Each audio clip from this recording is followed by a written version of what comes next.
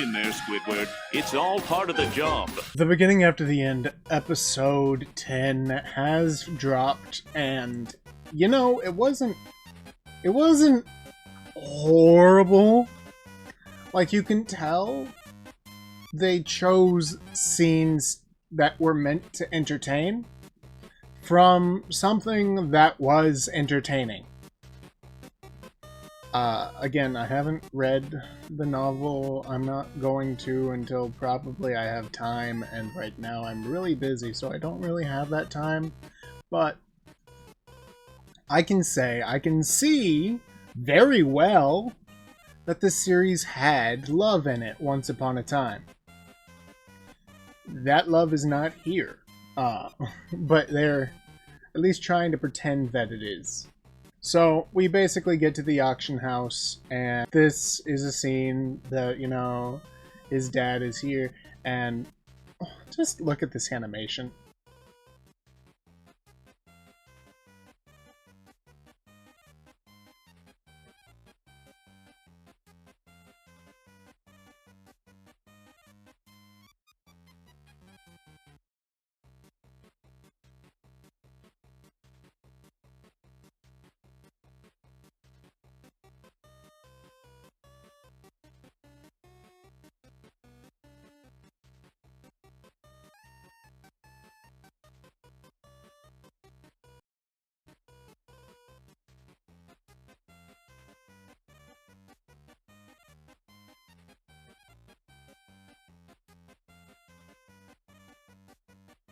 Okay, now that you've seen that, you basically know where this is going.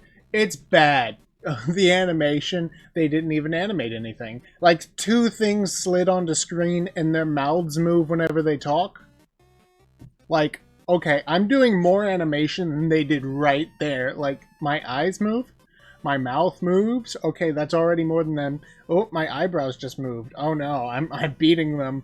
Oh, my hair wiggles whenever I move a little bit, you know, just a little bit. My cross will fly around. Like, TBATE.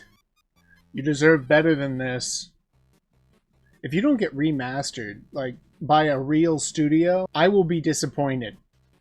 Like, I understand they have the rights right now, but they don't always have to have the rights. There's a public outcry right now. I hope the author is listening to the words of encouragement that are out there and not just everyone tearing it down. You made something worth watching. The studio you teamed up with, while they currently have the rights to your product, did not.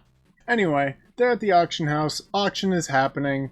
Oh, the king is there. And this guy that we saw last episode at the end, who I was all like, I don't understand why he would be important, and just walking behind the carriage, it actually does make sense. He's like some kind of sage or something. He works under the king. So, yeah, I was kind of figuring it was something like that, but essentially he's trying to steal the little dragon. He wants to take the dragon off of Arthur's hands. Arthur doesn't want him to do that. And then eventually he threatens Arthur's family, and then Arthur goes all sicko mode. Oh boy, you done messed up if your character looks at you like that. And everyone in the entire building can feel his bloodlust. So, everyone thinks that there's an intruder. There's not an intruder, but they certainly think there is. Now the king is over here, and the king is like, hey, we need to punish you because you were the guard, and you let someone in, and you didn't catch them. We all know there was someone there.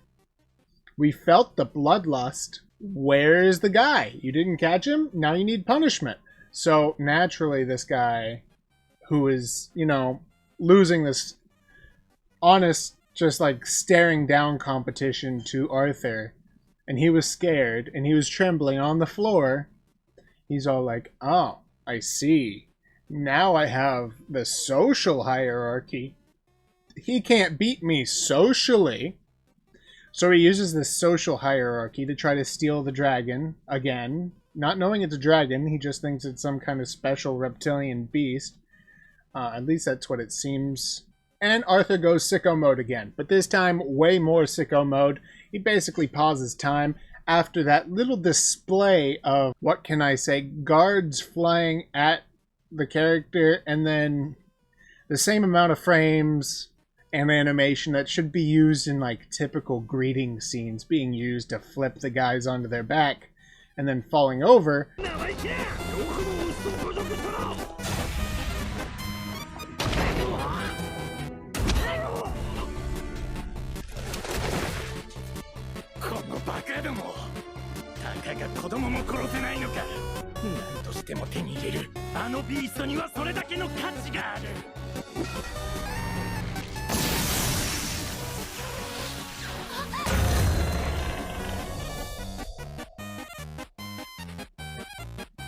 After that scene, we get this, and, you know, like, he pauses time, which is the only way you could tell time was paused is because there was a white background, because, you know, no one moves in this show. It was pretty okay, though. I mean, this was an entertaining fight. I like the power maxing, you know, he's all like, oh, I'm better than you, I'm better. You should consider your situation. Look at me. Ooh, I have a big dragon behind me. But, okay, seriously, let's talk.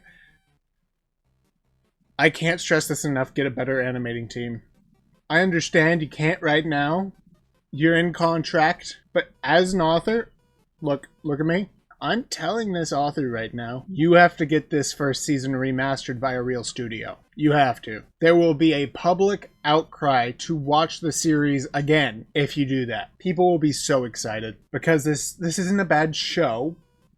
It's a bad animation. This isn't a bad product. It's a bad package. Of course, this is him. This is him with the giant dragon behind him, like, oh, I am power maxing. And below him is the guy who he's trying to fight. Or trying not to fight, rather. Seriously, I just can't get over how bad the animation is, though. Like, I enjoyed this scene. Like, I just enjoyed it. It was good. It was a good scene. But there's no animation. I was already pissed off about that, so I couldn't enjoy this enough. There was more enjoyment to be had, and the animation ruined that for me. Then, of course, he's back at his house. He's sulking on the bed because he just woke up. Turns out his mom used healing magic on him because he wore himself out and probably hurt himself or something. Who knows? He did use time stop magic for the first time that we know of ever, so it makes sense that he's a little worn out. Then his mom goes and buys him something to give to the girl that lives with him. So now he has a gift for a girl, and they're all like, oh, well, you should go get yourself something too. I have a job after all. It doesn't matter if your dad gets fired, because I have a job. It's like, well, the reason why you're living where you are is because your dad has that job. So if you lose that job, you won't have the house, prospectively. And does your job have enough money to house 4 people? Does it?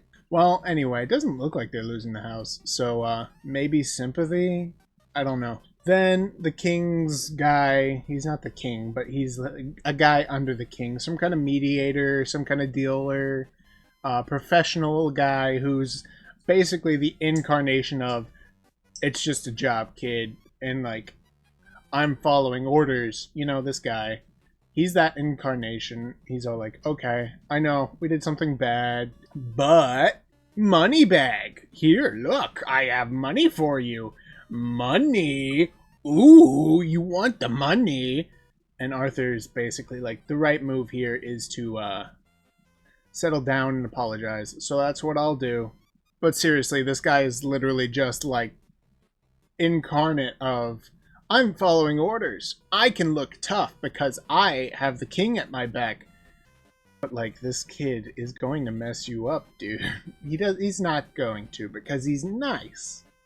And he's not that stupid. Then, of course, Arthur's dad just hands him the giant bag of gold, which I don't think we've seen gold coins being used to pay for something yet.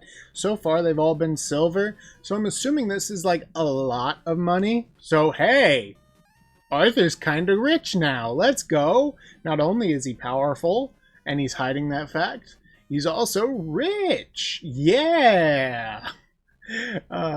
And then it looks like Arthur decided to walk over to the school for some reason. He followed an owl out in the middle of the forest, and this teacher is standing there, who I assume is a teacher, and she seems to have been looking for Arthur, at least led Arthur to her. So that's interesting, and I'm kind of wondering where that's going to go. Maybe he's going to go apply for the school? He did say something about needing to be stronger.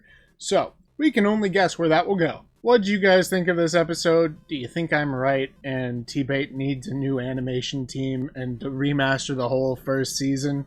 Or do you think we should just give up on TBATE and never let it see the light of day after this season? Go ahead and leave your thoughts in the comments. I will see you guys next time, and until next time, have a blessed day. And while you're here, go ahead and check out this video to see what you might have missed.